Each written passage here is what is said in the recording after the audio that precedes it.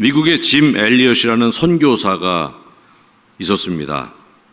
1956년 29세의 나이로 친구 4명과 함께 에콰도르 선교사로 파송이 됩니다.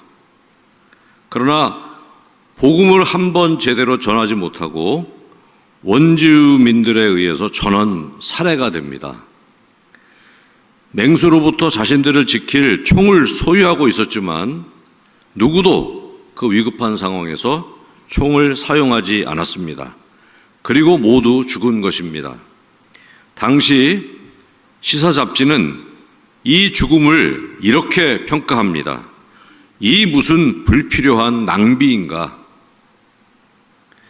짐 엘리엇 선교사가 죽은 후 그의 아내는 그 남편을 죽인 아우카족을 찾아갑니다. 그런데 아우카족은 여자를 해치는 것을 비겁한 것으로 여기는 풍속이 있었습니다.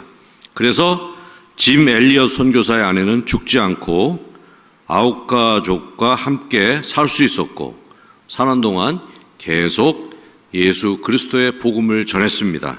그리고 10년 후 남편을 죽인 사람이 그 아우카족 최초의 목사가 됩니다.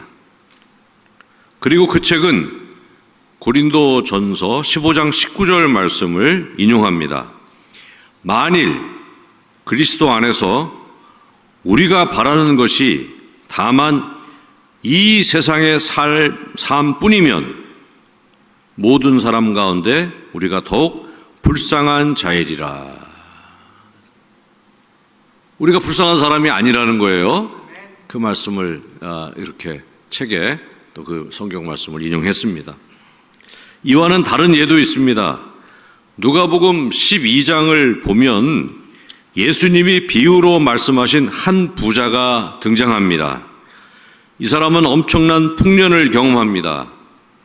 예상을 벗어난 많은 수확 앞에서 이 부자는 기존 곡간을 헐고 더 크게 지어 수확한 모든 곡식을 쌓아두기로 계획을 세웁니다.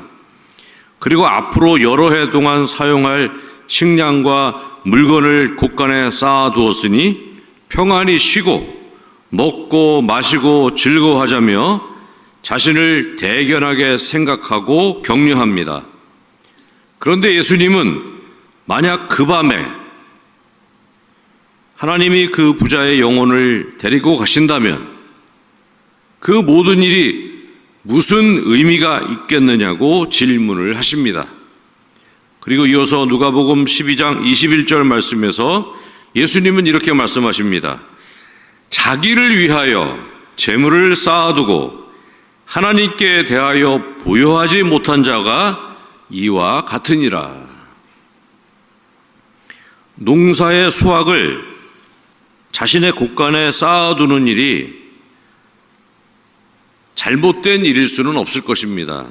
그런데 이 부자의 문제는 풍년을 하나님의 은혜가 아니라 자신의 노력으로 이뤄낸 일이라고 여겼다는 것입니다. 그래서 눈앞에 가득한 물질에 눈이 가려져 하나님의 은혜를 볼 수 없었고 감사가 아니라 욕심에 따라 계획을 세움으로 모든 것을 자신을 위해서만 쌓아두려고 하다가 전혀 누리지도 못하고 하나님의 심판을 받게 되었다는 것입니다. 결정적으로 이 부자의 잘못은 자신의 영혼이 갈 곳이 아니라 풍년된 곡식 둘 곳 걱정을 먼저 했다는 것입니다. 서두에 언급한 짐 엘리엇 선교사는 일찍이 자신의 일기장에 이런 글을 적었다고 합니다. 영원한 것을 얻기 위해 영원하지 않은 것을 버리는 일은 결코 어리석은 선택이 아니다. 그가 선교사가 된 일은 바로 이러한 자신의 계획의 실천이었던 것입니다. 우리가 우리의 죽음을 예측할 수도 없고 또 우리의 죽음을 계획할 수도 없지만 그러나 죽음이라는 과정이 우리 인생의 어떤 과정에 속하는지는 분명히 알고 살아야 할 것입니다. 우리 그리스도인에게 있어서 죽음은 영원한 하나님 나라, 천국에 들어가는 입구인 줄로 믿습니다. 고린도후서 5장 1절 말씀은 이렇게 증거합니다. 만일 땅에 있는 우리의 장막집이 무너지면 하나님께서 지으신 집 곧 손으로 지은 것이 아니요 하늘에 있는 영원한 집이 우리에게 있는 줄 아느니라. 이 진리는 우리의 삶을 의미 있는 일, 존귀한 일로 이끌며 죽음 앞에서 우리의 인격을 품위 있게 하는 진리의 말씀인 줄로 믿습니다. 2013년 TV에 방영됐던 블루베일이라는 시간이라는 프로그램이 있었습니다. 지금은 유튜브로 우리가 볼 수가 있는데, 이 프로그램은 호스피스 병원에서 생애 마지막 시간을 보내는 분들과 가족들, 그리고 그 죽음을 섬기는 분들에 대한 이야기가 소개된 그런 프로그램입니다. 이 프로그램에서 오랜 호스피스 봉사 경험이 있는 한 수녀님이 죽음에 대해서 이런 말을 합니다. 삶은 개떡같이 살다가 잘 죽을 수는 없습니다. 왜냐하면 삶과 죽음은 같이 붙어서 삶을 잘 살아야 잘 죽을 수가 있는 것입니다. 수많은 죽음을 옆에서 경험하며 그 죽는 과정을 도와줬던 그 수녀님의 이야기니까 아마 그 짧지만 그 말에 큰 무게가 있었습니다. 일상의 삶을 잘 살지 못하면 잘 죽을 수가 없다라는 거예요. 잘 사는 사람이 잘 죽는다는 것입니다. 오늘 성경 본문은 말씀합니다. 존귀한 자는 존귀한 일을 계획하나니 그는 항상 존귀한 일에 서리라.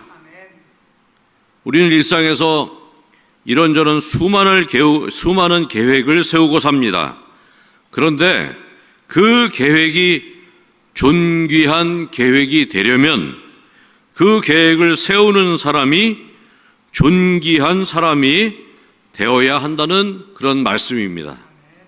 존귀한 사람은 주의 성령으로 거듭나서 예수님을 믿고 그동안 하나님을 믿지 않고 산 죄를 회개하고 하나님께 용서받고 변화된 거룩한 하나님의 사람임을 의미합니다. 존귀한 사람은 예수님을 따라 항상 주님과 동행하는 사람을 의미합니다. 이렇게 하나님의 사람이 된 사람은 존귀한 사람으로 인정받고 존귀한 일을 계획할 수 있으며 존귀한 일에 함께 할 수 있게 된다는 것입니다. 이런 변화를 실감나게 하는 성경 이야기가 있습니다. 출애굽기 4장을 보면 모세가 지팡이를 든 이야기가 나옵니다. 이스라엘 백성을 애굽에서 데리고 나오라는 하나님의 요청에 모세는 거절을 합니다. 그런 대화 중에 출애굽기 4장 2절에서 하나님이 모세에게 내 손에 있는 것이 무엇이냐라고 질문을 합니다. 그때 모세는 지팡이라고 합니다. 그 지팡이는 지금 터키 쪽의 박물관에 보면 1m 남짓의 아주 평범한 그런 지팡이라고 합니다. 영화에서 나오는 그 찰턴 헤스턴의 주인공이었던 모세에 나오는 그 큰 지팡이가 아니라 사실은 작은 한 1m 정도의 그런 지팡이라고 합니다. 하나님은 그 자리에서 그 지팡이를 뱀으로 변하게 했다가 다시 지팡이가 되게 하는 모습을 모세에게 생생하게 보여줍니다. 그리고 그 지팡이를 손에 들고 하나님의 역사를 행하라고 말씀을 하십니다. 그리고 같은 장인 출애굽기 4장 20절은 이렇게 증거합니다. 모세가 그의 아내와 아들들을 나귀에 태우고 애굽으로 돌아가는데 모세가 하나님의 지팡이를 손에 잡았더라. 이제 지팡이가 하나님의 지팡이가 된 것입니다. 모세가 하나님의 말씀대로 순종하기로 작정했을 때 이제 지팡이는 그냥 지팡이가 아니라 하나님의 지팡이라고 이렇게 성경은 분명하게 그 변화된 지팡이의 모습을 설명하고 있습니다.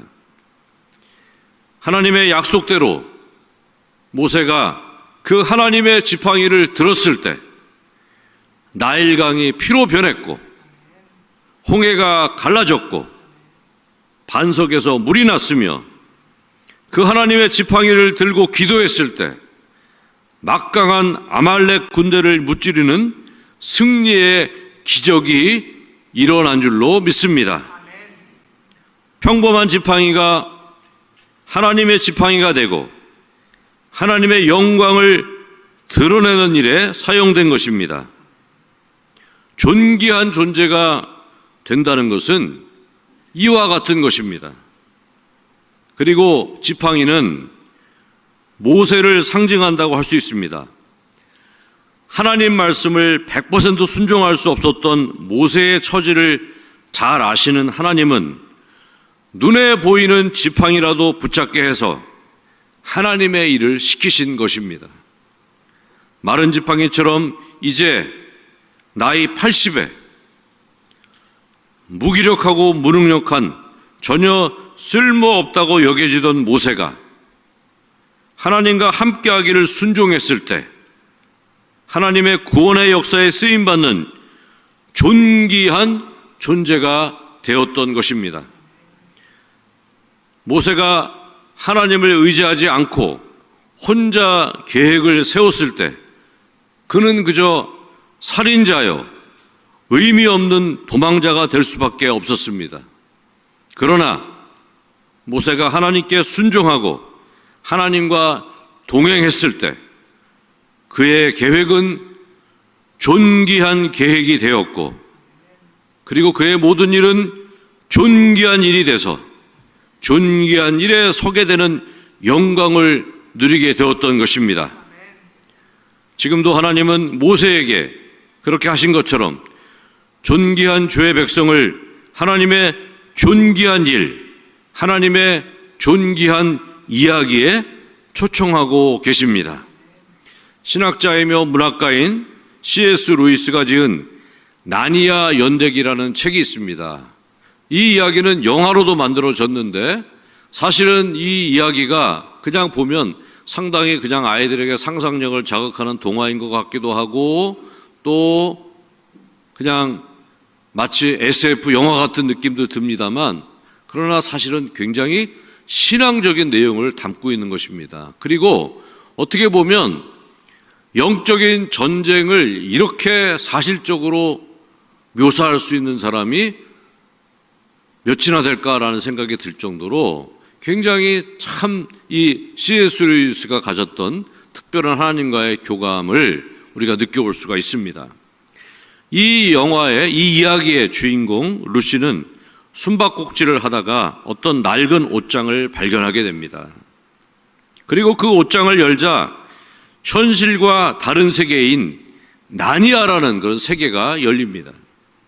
루시의 사남매는 함께 옷장을 열고 들어가 나니아의 세계로 들어갑니다. 그곳에는 나니아를 다스리는 아슬란이라는 그런 존재가 있습니다. 그리고 이 아슬란은 악한 마녀의 군대와 전쟁을 하고 있었습니다. 나니아의 왕 아슬란은 루시의 이 사남매가 올 것을 이미 예측하고 있었고 그들의 자리를 예비하고 있었습니다. 루시의 사남매는 아슬란 편에 서서 결국 승리를 하고 왕과 여왕으로 살게 됩니다. 나니아 연대기는 그냥 소설이 아니라 성경에 있는 이야기를 그대로 인용한 그런 책이라고도 할 수 있습니다. C.S. 루이스는 나니아 연대기를 통해서 우리의 삶은 우연이 아니라 오래전부터 계획된 이야기의 일부라는 그런 사실을 우리에게 전해줍니다. 우리는 우연히 태어나서 우연히 사는 존재가 아닙니다. 살다 보니 여기까지 오게 된 존재도 아닙니다. 에베소서 1장 4절과 5절 말씀은 이렇게 증거합니다. 곧 창세 전에 그리스도 안에서 우리를 택하사 우리로 사랑 안에서 그 안에 거룩하고 흠이 없게 하시려고 그 기쁘신 뜻대로 우리를 예정하사 예수 그리스도로 말미암아 자기의 아들들이 되게 하셨으니. 그리고 이사야서 43장 1절 말씀은 이렇게 말씀하십니다. 야곱아, 너를 창조하신 여호와께서 지금 말씀하시느니라. 이스라엘아, 너를 지으신 이가 말씀하시느니라. 너는 두려워하지 말라. 내가 너를 구속하였고 내가 너를 지명하여 불렀나니 너는 내 것이라. 이렇게 우리를 존귀하게 여기시는 하나님께서 우리를 이미 예정하셨고 우리를 선택하셨고 우리를 하나님의 자녀로 삼았다는 사실을, 그래서 오늘 이 예배의 자리까지 우리가 오게 되었다는 사실을 여러분 기억하시기 바랍니다.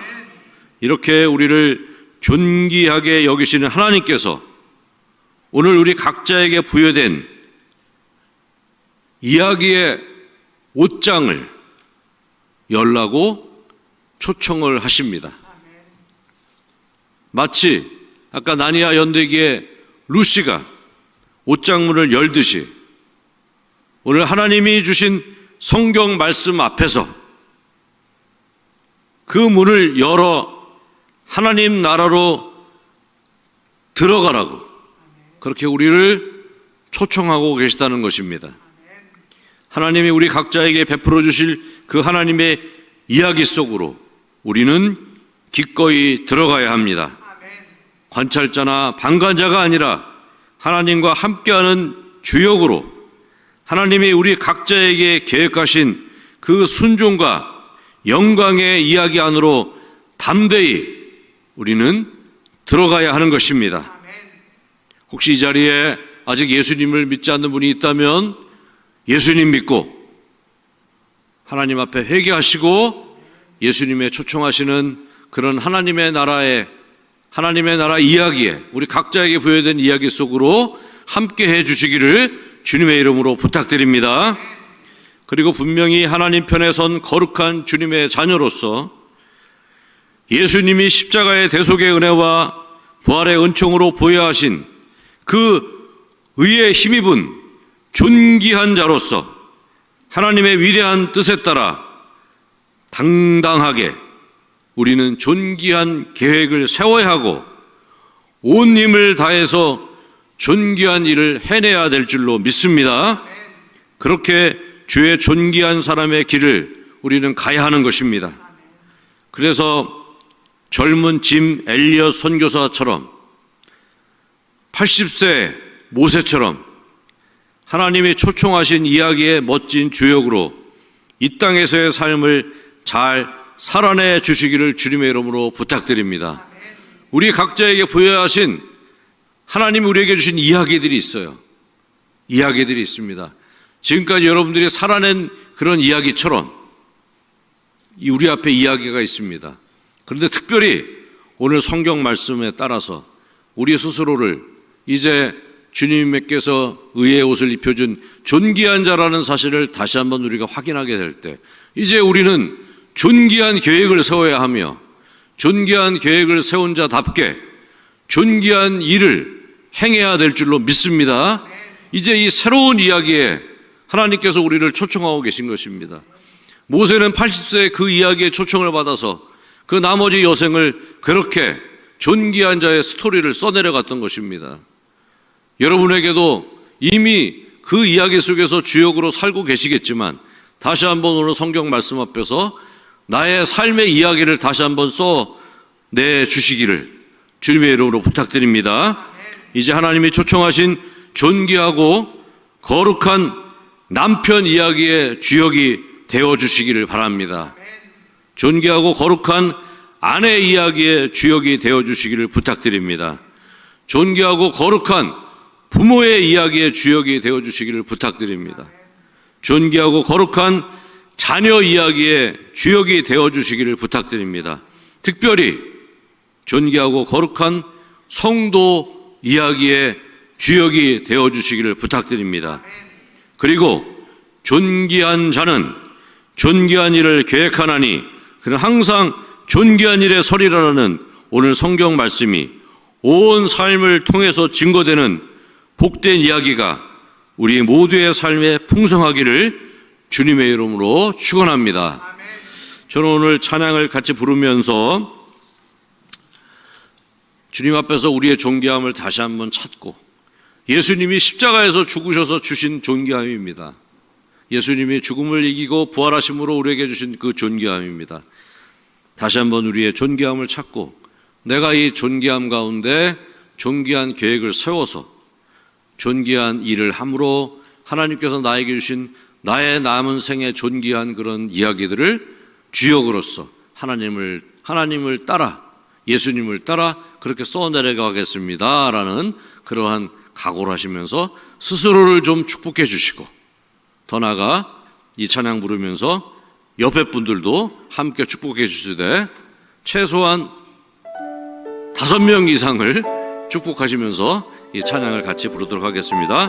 다 같이 자리에서 일어나시겠습니다.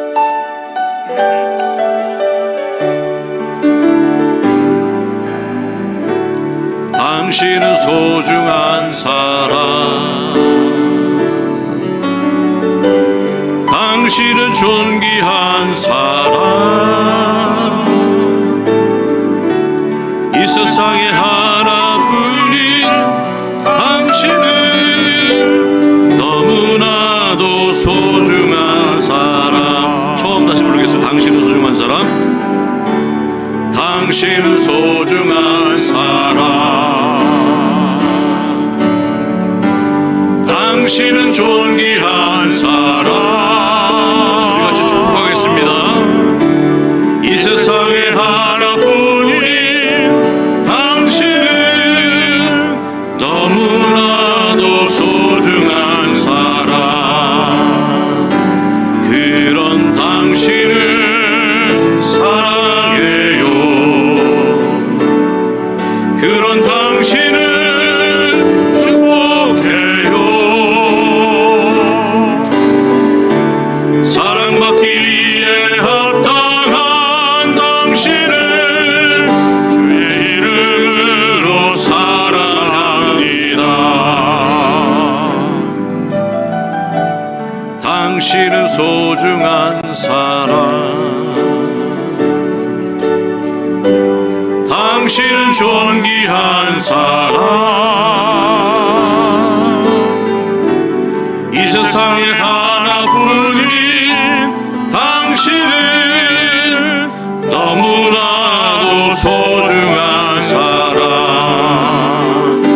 그런 당신을 사랑해요. 우리 옆에 있는 분들 5명 이상을 축복하겠습니다. 그런 당신을 축복해요. 사랑받기에 합당한 당신을 주의 이름으로 사랑합니다. 주의 이름으로 축복합니다. 이름으로 축복합니다. 그런 당신은 소중한 사람. 이제 이 시간에 같이 기도할 텐데요, 우리가 우연한 존재가 아닙니다. 하나님의 기쁘신 뜻 안에 계획된 하나님의 자녀입니다. 이제 주님이 초청하신 거룩한 이야기 속으로 기꺼이 들어가겠습니다. 나는 주님이 주신 거룩함과 존귀함을 가지고 나아가겠습니다. 내 힘이 아닌 성령의 도우심으로 살아가겠습니다. 세상이 부르는 이름이 아니라 하나님이 주신 그 존귀한 이름으로 살겠습니다. 그렇게 결단하며 우리 같이 존귀한 일을 계획하며 존귀한 일을 하며 살겠습니다. 같이 기도하겠습니다. 하나님 감사합니다. 주의 십자가의 대속의 은혜로 예수 그리스도의 부활의 그런 은총으로 우리를 의의 면류관을 씌워주시고 거룩한 성도로 살게 하시니 감사합니다. 그런 존귀한 자로서의 저희의 그런 모습을 저희들 기억하며 존귀한 일을 계획하고 존귀한 일을 하며 사는 우리 모두가 되기를 원합니다. 주여, 이 시간에 우리가 함께 간구합니다. 하나님, 우리가 존귀한 아버지가 되게 하시고 존귀한 자녀가 되게 하시고 존귀한 남편이 되게 하시고 존귀한 아내가 되게 하시며 그렇게 주변 사람을 존귀하게 대하는 존귀한 계획과 존귀한 일 속에 사는 우리 모두가 되게 하여 주시옵소서. 무엇보다도 하나님의 존귀한 교회의 성도가 되기를 원합니다. 존귀한 일을 교회에서 계획하며 존귀한 일로 봉사하는 우리 모두가 되게 하여 주시옵소서. 하나님, 우리를 인도하여 주시기를 원합니다. 하나님, 함께하여 주시옵소서. 전능하시고 자비로우신 아버지 하나님, 우리를 예수 그리스도의 보혈로 의의 길, 존귀한 주의 자녀의 길로 들어서게 하시니 감사를 드립니다. 전능하신 하나님, 우리를 거룩하게 하시는 하나님 앞에 우리를 드립니다. 존귀함을 받는 주의 자녀답게 생각하고 행동하고 말을 하며 살겠습니다. 주의 존귀한 계획과 존귀한 사역에 따라 주님의 사랑과 공의와 거룩을 삶으로 드러내는 존귀한 주의 자녀가 되게 하시며 하나님의 이야기 속에 살게 하여 주시옵소서. 예수님의 이름으로 기도합니다. 아멘.